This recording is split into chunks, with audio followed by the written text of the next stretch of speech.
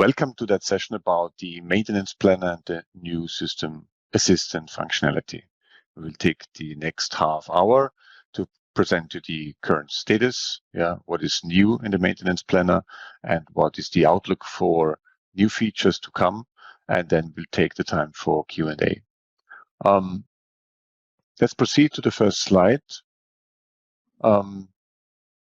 Basically, what we do with the maintenance planner is that we extend it with a functionality that currently is only available in that way in the Solution Manager. The Solution Manager hosts a capability which is called System Recommendations, and System Recommendations is broadly used. And with the announced end of maintenance for the Solution Manager in 27 and extended to 2030, we thought last year about where a functionality like that would be best put, and we developed in parallel to the still existing functionality in the Solution Manager something we call the System Assistant. The mission statement of the System Assistant is basically to give you as a customer the option or the ability to keep your systems up to date by indicating which SAP nodes are the right ones to install, and then in the future to give smart recommendations around system maintenance. When we go to the next slide, we see that the home for that functionality we decided to be the maintenance planner. That's for good reason, because the SAP maintenance planner, especially in the new cloud version, is the place to maintain your system landscape. When we look at the key features we were introducing, please go ahead. We focused on a few things that you might know from system recommendations, whereby we had a holistic look at what is most relevant for customers, and therefore decided for the initial version for the following capabilities. The first is the tailored recommendations. That's something you should know. Basically, you have your system landscape and the system assistant, which you find in the maintenance planner, which you see on the right-hand side, that view recommended nodes will provide you with tailored recommendations. Tailored means that the level of the maintenance level of your system is considered, meaning that only nodes are being shown which are not at your current system, which are relevant for it. Secondly, there will be filters, so there are filters available and sorting mechanisms. You can filter by different node types, and you can sort by different parameters. We will see that in a demo in a second. Number 3 is that we will focus on the node implementation status, because that's key from customer feedback we heard so far. And there's a functionality we will also look into where it's possible to set a specific status for a node to indicate if a node is relevant for a system landscape or a particular system. And that will be able, even overarching, not customer or user specific, but visible for everything, for all people using the maintenance planner, plus there will be a log. But we'll look into that in a few minutes. The next thing is that all the nodes that are shown are those with an automatic correction instructions. This is a systemic topic, so we look into those that can be implemented on your system. Accordingly, those that are not there yet, those that are consulting nodes or other that are not in scope of this of the maintenance planner. Good. Now, not all of the node categories are covered. We started with the most relevant ones. You see the list here. So we cover security nodes, hot news, performance relevant nodes, legal change nodes, and license auditing nodes. We know there are more types. We also know that there are more system types, but that's exactly where we come at the end of that session, is where the roadmap will lead us, which direction we will go with the maintenance planner and with the system assistant in there. But I would say let's first have a look at the live demo. We have Romy Sachse from product support here in the meeting as well. Romy, I hand over to you for a live demo of the new maintenance planner and the system assistant. Thank you very much, Wilhelm. So hello and welcome. I will show you the live part of the session. You can already see that I am logged on to the maintenance planner. You can do this with your normal S user you are used to do. For this session, I am using a test landscape with test data only. So first of all, what we are doing here and what we see, we go to these few recommended nodes tile here, and we just start it via clicking on it. And on the next slide, I will show you the UI and the overview of the UI. So let's see, it's loading a little bit slow.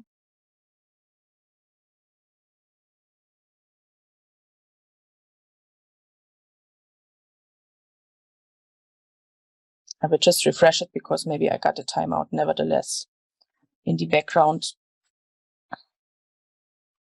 while I was doing this and waiting for the session to start. As you can see, we are doing this with live data, so let's give it another try.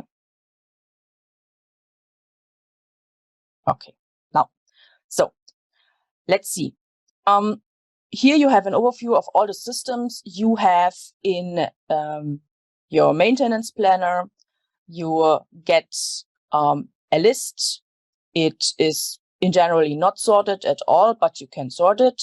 You have your system SID and a type. You have a system number, which helps you to identify the system.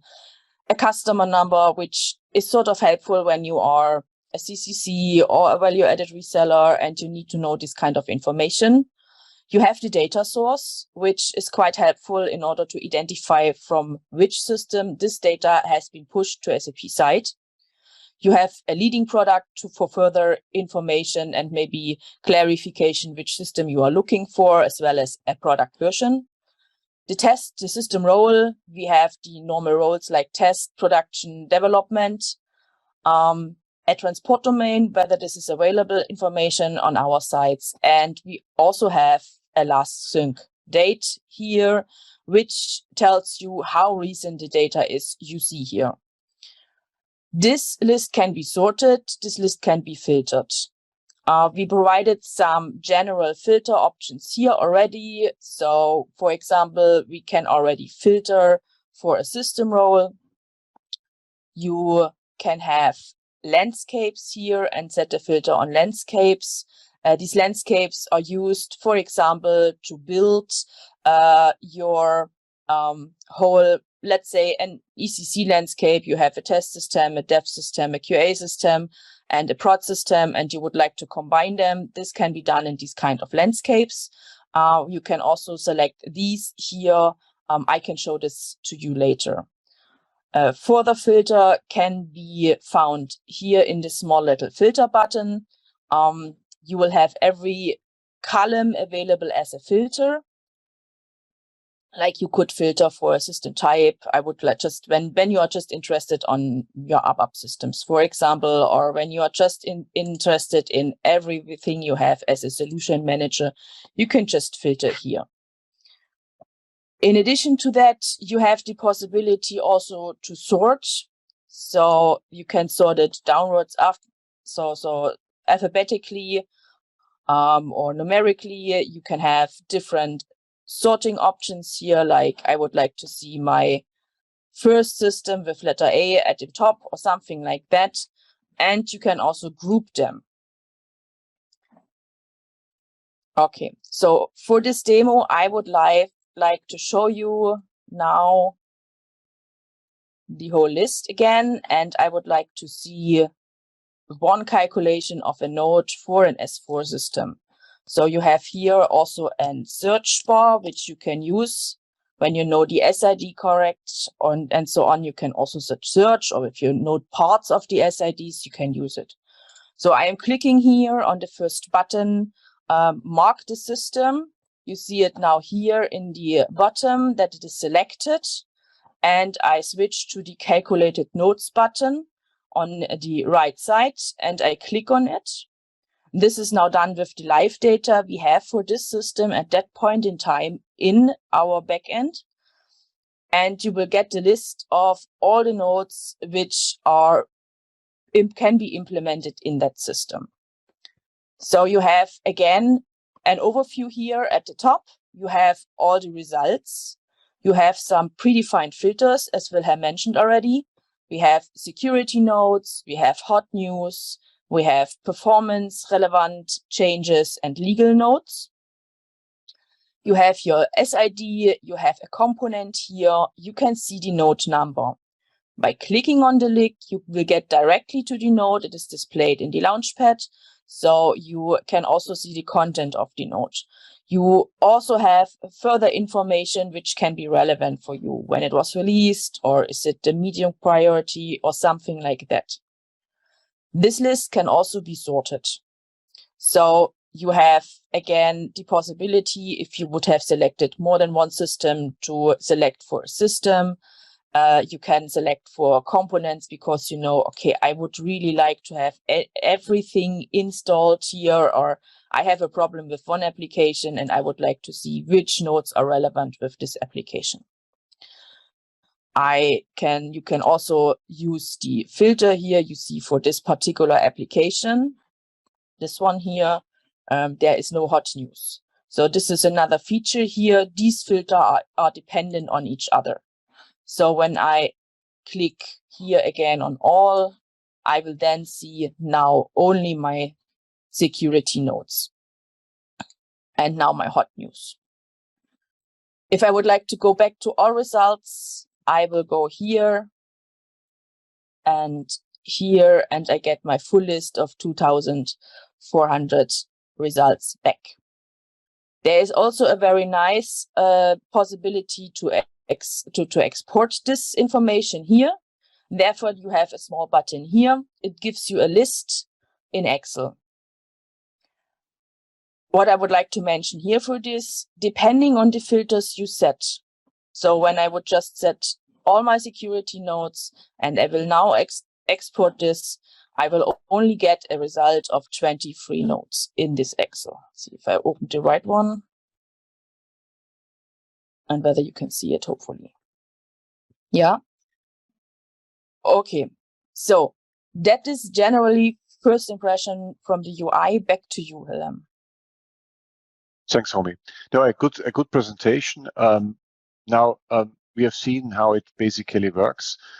We all know that just recently there was an update, a good first update of this capability. When we look at the slide, and maybe you just go ahead with the features that were added, there's two main things. One is about the processing status, and I think we will have the chance to look at that in the demo too.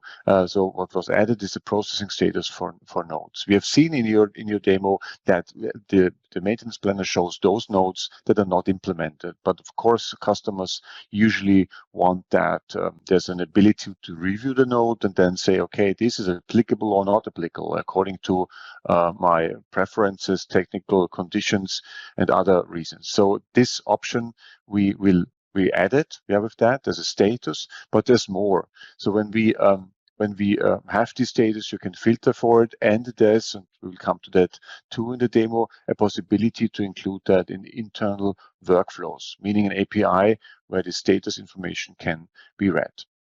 Furthermore, there were new system types introduced, which started with Java, and accordingly, Java nodes, can be shown now too. This is the last point in this update. So the coverage for Java system and system recommendations for Java nodes has been added. And I would say we can now do another demo. Romy, if you can show us this, I would particularly be interested in the processing status. So please show us how this can be activated by customers, how this can be used, and then I think we should briefly talk about potential ways to integrate that into internal workflows. Okay, yes, I can do that. So you can see the maintenance planner back again here in the screen. In order to see what is the new stuff, you will have to activate it. And that's why you need to click on your logged on user here at the top. You will go to personalize and you will switch to nodes recommendation. And then you will set the attribute change processing status. When I do so, I click save and the page asks me to refresh. I will do yes. And now I get again my page here with all of my systems. Let's do it in a way that we will select more than one system. Let's have so we can see a little bit more the filters. Let's go with the product version. I would like to see solution managers now. And I will select something which is more recent, SM1, SM3, and SM6. Let's give it a try. You see here, I've selected them at the top. You have now the list here at the bottom. And I press again on Calculate Notes. And now you will already see that there was a change in the UI. So we got another column here, which is called Processing Status. This is the status Wilhelm was talking about. So again, you have the overview here. We have 154 results. You have your filters. You have these columns here. And so maybe let's get into it and say, I would like to have a deeper check on this node. It's on a component where my solution manager is not operating. And I am the administrator and I can decide that this node is not relevant. So I will just click on this very small button here. And then I can change the processing status. I have the possibility to choose between in progress, not relevant, and transferring. As I said, this is not relevant for me, so I will set the status to not relevant and say checked, not relevant. And then I will save it. So the status has been changed. What it is necessary to mention here that everybody who has access to these systems in the maintenance planner will see the same status. So this is not user dependent what you see. This is a setting for everything. You can revert this, of course, but if you are interested, for example, who has made this setting, you can click on the small arrow here and you will get to the log. So it's more more information here. And on the second tab, there is the log. And in the log, you will see who has made the change in this particular system node entry. This is quite helpful if you have more people working on one particular system tracks in order to do jobs and maintenance of nodes. Okay, so we can go back here. You can also, as I selected several systems, maybe I can show you now these grouping stuff. And let's group for node numbers. This is sometimes very helpful if you have a whole system landscape and you would like to know which nodes is necessary to be implemented in all of your systems, for example. Good. As you can also see, we had at the beginning here the possibility to see Java. Let's see if I will deselect this now. I have several possibilities to do so. I can just declick here, or I can do this there, and then I will get back to all of my product versions. And then I would like to filter for system type Java. And I will go OK. And now I will see every of the Java systems. I will just select, I don't know, some of them. And let's see if we get some nodes recommended already here. Calculate nodes. Yes, this is a message you can see. In general, it means that for this particular system, some of the data might not be up to date and could not be read or calculated, which means you would need to check whether the data you have in the maintenance planner is complete. Nevertheless, for all the other systems, it already showed me that we have recommended SAP nodes for the Javas. And now I can do here the same. I have my processing status and I can maintain it. I can filter it for hot news, for corrections, for security in that case. So that it's pretty nice thing that you have already here a good idea. Maybe we come to the next status. This is the transferring status. Wilhelm was talking about with regards to the API. So maybe Wilhelm, you would like to add here something for the API. So basically, it's that we started with as pilot release having this API. So we first do some investigations with selected customers that were requesting this kind of workflow, but we thought that this is a feature that might be relevant for more customers to use. The background is that with this status, as Romy was showing, we can also trigger an event or trigger an activity in the API, meaning that if I would imagine I have this list and now would like to have a workflow where I take this node and create, for example, an internal ticket for further processing, then the API allows to read the status. In that case, when I put the node to transferring, that could be read, and all the nodes that were set to transferring to be used or to be brought into that kind of internal workflow could then be read. Node data and information can be taken over, ticket can be created, whatever workflow is planned internally can be executed. And then as a response after that workflow, that status can be changed. And if we look at the drop down for the selected status, can we go to this again?